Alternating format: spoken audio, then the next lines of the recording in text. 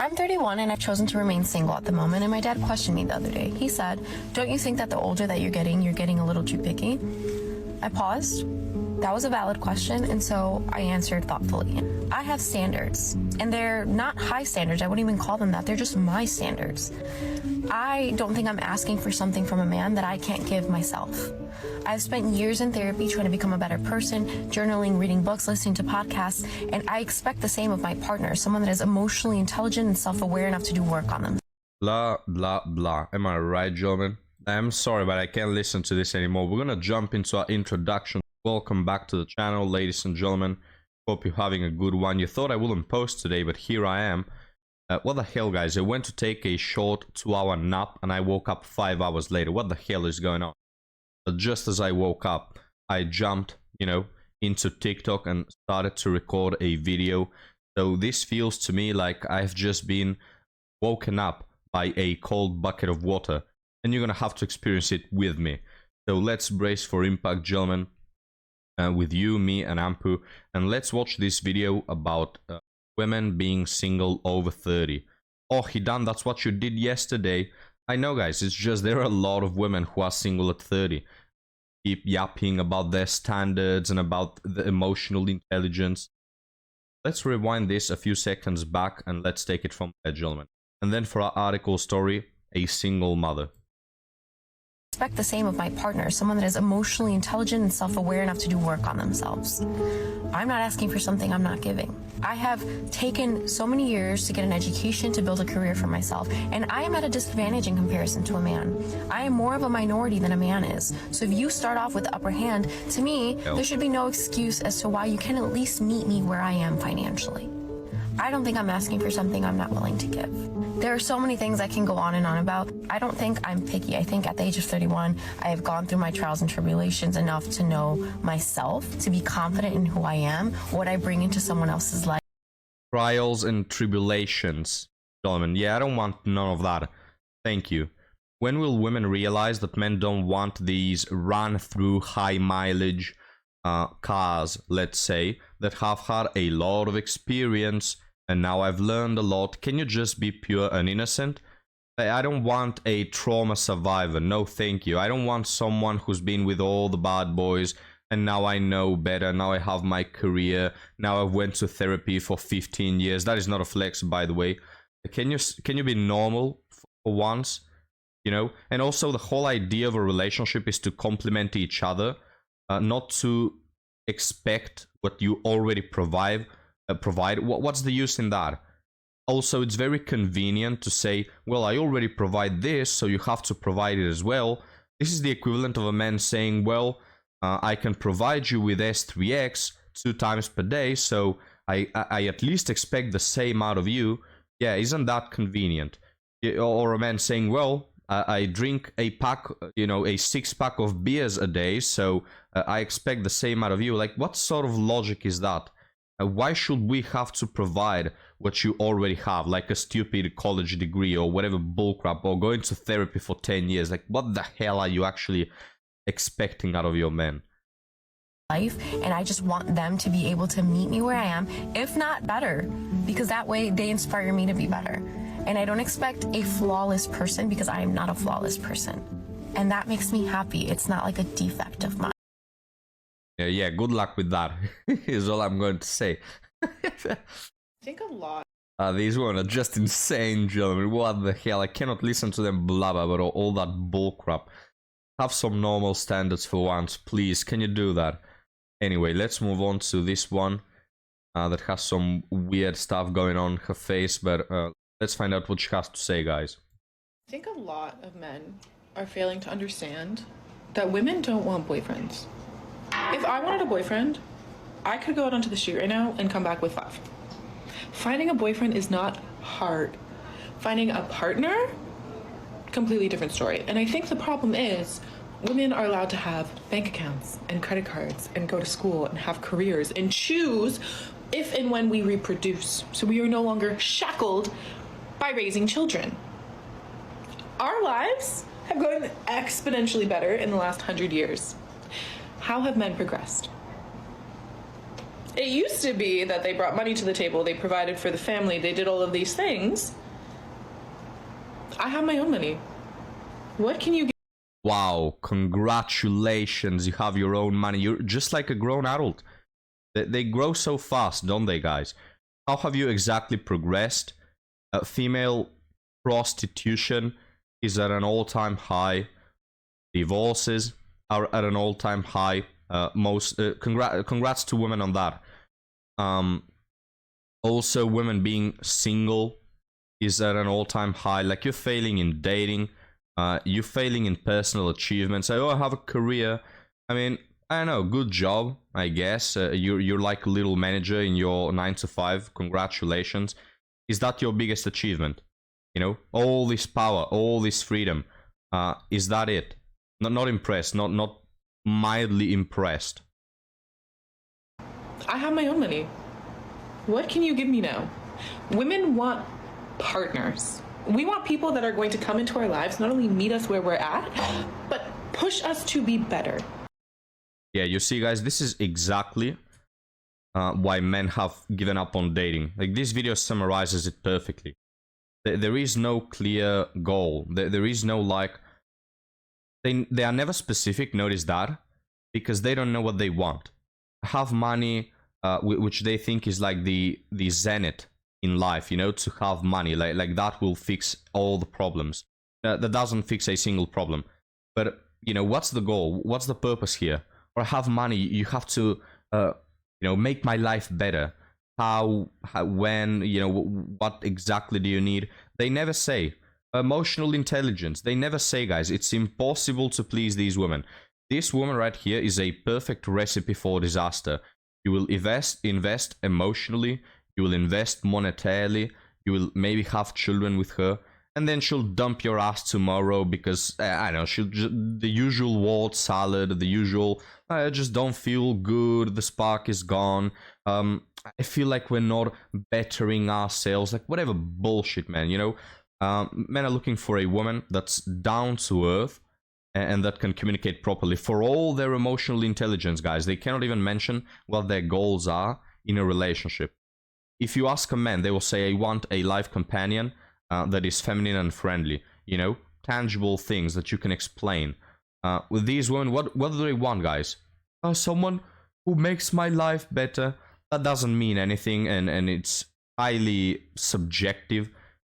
These women are just a recipe for a divorce. So that's that. Before we move on to the next video, guys, I'll summarize it in that way. Men are not afraid of marriage, they are afraid of divorce. And given the statistics, yeah, no thank you. We don't want your ass. Go better yourself on your own and enjoy your money. I guess now that I've opened up this can of worms of never being in a relationship, I'm going to continue talking about my thoughts. Since I've realised I'm not the only one who's never had a boyfriend, which is kind of mad to me, I just want to express my fear of being single forever. Without sounding dramatic, it haunts me. Like, it's at least a weekly thought. I'll hit my head on the pillow and the realisation hits me, and I'll just think, is this it for the rest of my life? And this fear makes me ask myself, what am I doing wrong? My friends tell me I need to lower my standards, my parents tell me I need to choose wisely, my For You page tells me I need to stop using my masculine energy, my brain tells me I need my own space, and my heart tells me I need love that's not just self-love. So what does a girl do? And there's also this fear that time is running out because the longer I'm single, the more I'm learning about myself and my boundaries, which means the pickier I'm becoming. But then... By the way, guys, notice how everybody's telling her what the problems are? Like, they're telling her, stop being so masculine, stop being so picky, you know? Her family, her friends are telling her. And what has she done about it? Apparently nothing. I guess that leaves the pool of men tiny. Oh gosh, and you know what's even worse? When I finally like a guy in the small pool, I like him. Like, I become low-key obsessed, so I finally let my walls down, and the same thing happens every time. They ghost me. And I don't know why I'm admitting this to the whole world. Fuck, why'd I do this? But anyway, back to the question. What am I doing wrong? Because I've tried playing games and that doesn't work. I'm being myself and that definitely doesn't work.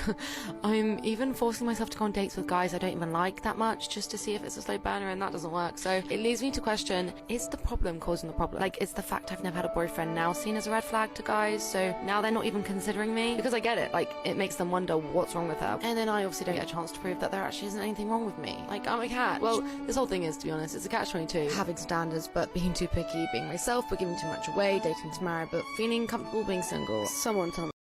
Wow, such a whimsical video, guys. I hope they make like a Netflix series about this woman, right? No, maybe you are the problem. Maybe you are. She said, how do I prove that I'm not the problem? Hey, maybe you are.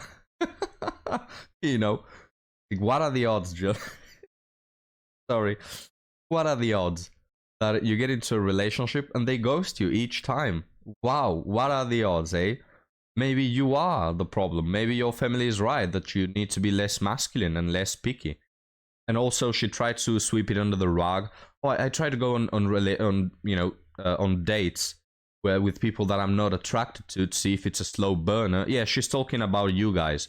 She's talking about the average man that is boring and is invisible to these women. And, you know, I tried to date the good man, but the spark just isn't there. You know, these are the chads that ghost me. Oh, there is a spark there. This is why I chase them, and I keep getting ghosted for over a decade in my life. And these other guys, the invisible ones, the average ones, the boring ones, you know, good morals and all that. Bah. You know, I tried to date them, but not amusing enough. Well, good luck. Good luck with the bad boys. Now, guys, let's move on to another one. We have a cutie patootie. I did see that curve. This is words of affirmation, by the way. I am an excellent driver. I am not being love-bombed. I am not experiencing delusions of grandeur. I think men are people. I am not a threat to the IRS. I am not off-putting and scary. I post on the internet in a very normal way. I give off a very normal, calm energy. Wow, this just creeps me out, guys. But she's attractive, alright? Women are so hot, gentlemen. They are so attractive. Why can't they also be good people? You know, can you imagine a world where women are not only hot and extremely attractive, but also happen to be good people? Like, can you imagine the utopia that we will be living in? But it's sadly not the case. So, that's that, gentlemen. I guess we'll just never make it, men and women. But now, let's move on to our last video, guys. A woman travels to Europe to meet the child of her dreams. The Prince Charming on a white horse. The White Knight, gentlemen. Let's find out. So I flew on a one-way flight to Europe for this guy. I'd known him for like 10 days. We had this whirlwind romance, met him at the farmer's market. It was a vibe. I get to Europe. I'm not in the city he's in yet, but I'm in Barcelona. I'm going to Berlin. He lives in Berlin. I've been invited to live in Berlin with him for the summer, and I'm all, you know. So I'm in Barcelona. The night before my flight, he FaceTimes me. Hey, Soph, I met someone else. Don't come to Berlin. So I hung up the phone. I'm sitting in my friend's room. The sun is setting over Barcelona. I am just like, wow. Ample just resurrected from the dead to have a laugh at this woman. Wow, it must suck so much to travel halfway through the world to meet the child of your dreams and get ghosted. Like, this is phenomenal, gentlemen. I'm in Europe alone. I have no plans. I have nowhere to be. Wow, like what awaits me? Adventure time. I was stoked. I think a lot of people with a different perspective would have been heartbroken, but I was just like, hey man, if it was meant to be, it would have been meant to be, but you found another girl and she's probably amazing, so good for you and I'll figure my life out, you know? So I get on the plane anyway the next day and I go to Berlin. I literally don't know where I'm gonna stay. Like, I figured this out. So I land, I take the train into town. I'm walking down the street and I bump into a guy from my high school who I didn't even know lived in Berlin. I couldn't even remember his name, but we were on the same cross-country team in high school. And it's like, hey, and he's like, I'm having a dinner party tonight. You should come. So I go to this dinner party. I mean, we're talking like Berlin, DJs, chefs, artists, like it's a vibe. At the dinner party, another girl from my high school and a girl from my childhood, which was in a completely different place than my high school. So I'm at this party, reconnecting with all these people. I turned to the girl from my high school and I was just like, hey, I'm in Berlin. I have no idea what's going on. she's like, hey, I'm going out of town for the month. Why don't you stay at my place? She lives in a studio. She gave me the keys to her apartment. I had a free month in Berlin with her bicycle, her kitchen, everything. And after that month, like, doors started opening. I met back up with the guy, met the new girl. She was a vibe. I totally understood. Not that I wasn't also a vibe, because I was, but, you know. Anyway, the amount of synchronicities and just like incredible opportunities that opened to me because I was like trusting in the flow. I mean, you cannot make that stuff up. Literally the day that I got there, I fell into a party with really cool people who like supported me. I ended up staying in Berlin for 6 months. Like, it was one of the coolest chapters of my life. So if a guy invites you on a one-way ticket to go live with him, go. Yeah, that's nice and all, but you're still single though. If I hear the word vibe also, if I hear the word vibe one more time, I'm going to vomit. But yeah, going back to the point, you're still single though. You know, why instead of going to Europe, trying to chase some Chad, don't you settle your 30-year-old ass down and actually start being a normal person, you know, and trying to date normal guys? But no, you wouldn't, of course. You'd rather go and travel halfway through the world to chase some Chad down that you knew from 10 days. And then, oh, why am I single? We're all the good men. Get out of here. But anyway, gentlemen, let's move on to article story. A single mother again. How to handle dating when my daughter thinks she needs a new daddy. So, a bit weirdly framed, but it's not what you think. Her dad left out of the state, no contact, about a year ago. So this man just got out of there. I tried to explain to her that he had to leave to take care of himself and hopefully be a better daddy. When she asks why he doesn't call, I'm honest and say I don't know why he doesn't, and sympathize with her on how hard it is and how she gets sad. I try to tell her to focus on the family and friends she does have and who is here right now, excuse me. When she mentioned she needs a new daddy because hers is far away, this comment shocked me. She mentioned it out of nowhere. I tried telling her she does have a daddy, he's just far away. I've also started dating a really nice gentleman, but they haven't physically met yet because I'm unsure how to handle it and we are long distance. I don't want to rush it and I don't want her to get attached or fill her own head up with ideas of my boyfriend being her new daddy. I am nervous that she will like him and he will also be far away. With the exception, me and my boyfriend talk almost every day. I'm also nervous if I introduce them that she will say things out loud about him maybe being her new daddy. Do I introduce him as a friend and refrain from the PDA portion of our relationship? Do I speak to her beforehand? She knows about him and we'll have small conversations over FaceTime. I talk about him to her occasionally, about me getting to know him and how he treats me makes me happy. But she's a smart 4-year-old and very creative. I don't want to do anything to harm her or get her expectations up. Well, if you don't want to do anything to harm her, how about not having children with a man of that caliber? Let's say, you know, which absolutely despicable behavior to walk out on your family as a man. I'll always say it. There's absolutely no, like, there's no good reason to do that, you know.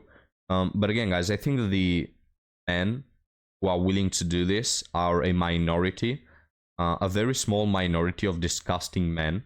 And I don't think it's that hard to notice them. You know, I think there's a big difference, gentlemen, between men walking out of a relationship and women walking out of a relationship. You know, when we talk about men, again, this behavior is disgusting to walk, walk out on your family. But again, I think that it's a very small substruct of men. When it comes to women divorcing, you know, women will not usually walk out on their family, like go to a different country and never go back to their families again. What women will do is divorce you, you know, for whatever bullcrap reason. So they also tend to walk out of the family, but in a different manner. you know. And I think that when women do it, it's blindsiding for men. They never expected it, you know, and it's usually for bullcrap reasons. When men do it, it's because they are just bad people who don't care about their family enough and don't man up to, you know, take care of their own child. But yeah, just go for better men. You know, like the vast majority of men will never do that behavior. But gentlemen, let me know what you think about this article, about the single mother, and about the amount, the endless sea, gentlemen, that we have of single women. Let me know what your thoughts are on why they keep being single, and I'll see you on the next one, guys. Have a good one.